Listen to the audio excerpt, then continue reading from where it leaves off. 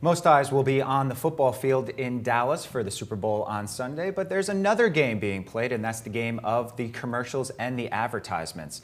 There have been some ads like Doritos ad and recently a John 3:16 ad that were told they can't be part of the show. So now what happens is that they get another life on the internet.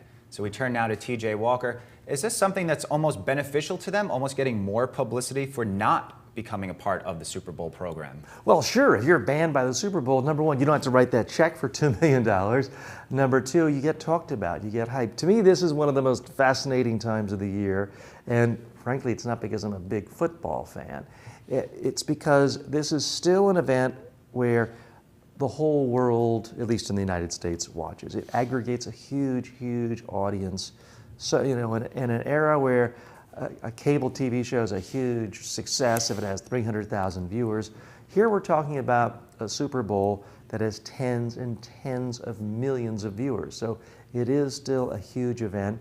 Advertisers are willing to pay a premium for it. And it's fascinating because it shows the interplay between traditional advertising and traditional PR. Because now, and this doesn't happen very often, you have the TV ads generating lots of PR. The sheer fact that someone is doing a TV commercial that goes on the Super Bowl generates tons of publicity. It gets talked about, people like us talk about it, it gets picked apart, and it becomes a big standalone event. So that's why it's interesting.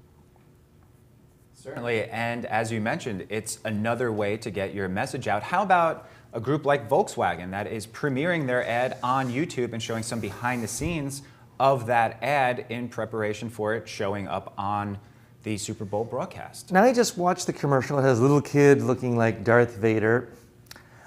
It wasn't the worst commercial I've ever seen, but it left me a little cold. There wasn't anything particularly surprising. You sort of knew where it was going the whole time. And let's face it, being able to start a car remotely with your keychain, that was really exciting about 10 years ago. It's simply not that new. So I didn't find the Volkswagen ad particularly compelling.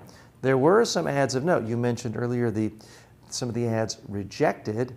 One religious group had a bunch of guys sitting around like they were about to watch a game.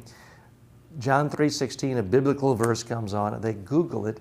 This was rejected by Fox. What do you make of that, Mike?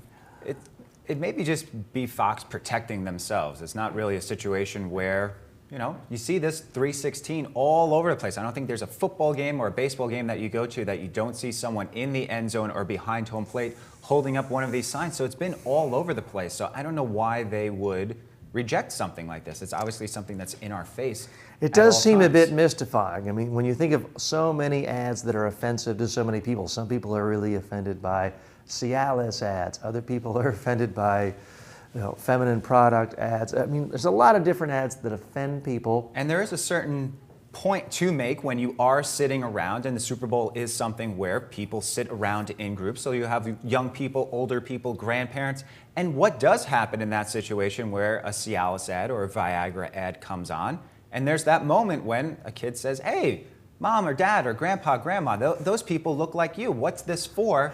How much more uncomfortable is that than a John 3:16 ad? It sort of strikes an imbalance. I mean, personally, when I'm watching a sporting event, I'm not particularly interested in seeing scriptures from the Quran or the Old Testament or the New Testament or any other biblical or religious text. But I'm not particularly interested in, learning more about paint, because I don't have a house to paint either, and yet I'm not going to tell people you can't put paint commercials on the Super Bowl. It does seem a little bit mystifying. Other ads that struck out for you, Mike? There was the one PETA ad, and again, this is an ad that obviously when they were putting this together, and again, it's an ad that you probably won't be able to watch on your work computer because it's probably not suitable for work, but it's an ad that they put together. Weren't we just watching it at work? We were, but that was in the interest of journalism and providing this news for you. True. But the point is that it's an ad that was almost, or it seems to be done in a fashion to get more publicity without, again, having to spend that $2.5 million to get on the Super Bowl broadcast. We'll link to it, Mike. Let's go ahead and link to it, and just be aware that when you're watching it, it does seem like a a casting session for a porno movie, PETA's message, they're trying to make it sexy to be a vegetarian. Now, look, I like vegetables, but the idea that it's just inherently sexy to be a vegetarian, I don't really buy that. I don't know that many of the people sitting around watching the Super Bowl eating burgers and hot dogs are really going to buy that. You know, sex does sell, it gets people talking about it. Does this really burnish PETA's long-term reputation? I'm a lot more skeptical about that. TJ, you could check back here, not so much for the final results of the game, you could watch the game for that, but check back here on Monday for the final results and the report cards for which commercials got an A and which ones got an F here on tjwalker.com.